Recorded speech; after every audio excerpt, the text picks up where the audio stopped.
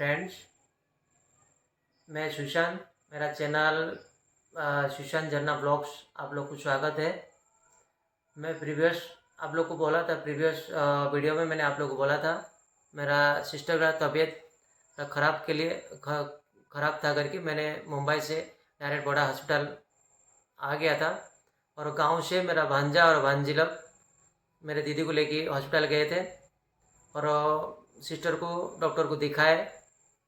और डॉक्टर को दिखाने के बाद डॉक्टर बोला है कि सिस्टर का तबीयत थोड़ा ख़राब है, ज़्यादा ख़राब है। इसके लिए उसने बहुत सारा टेस्ट भी लिखा है और मेडिसिन भी दिया है। और 1 महीने के बाद फिर से मेरे सिस्टर को लेकर दिखाने के लिए बोला है।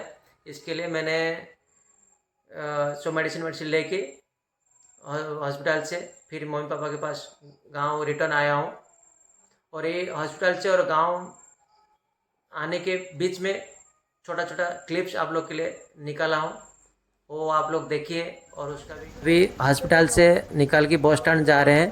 हॉस्पिटल से बस स्टैंड एक्चुअली आधा घंटा का सफ़र है।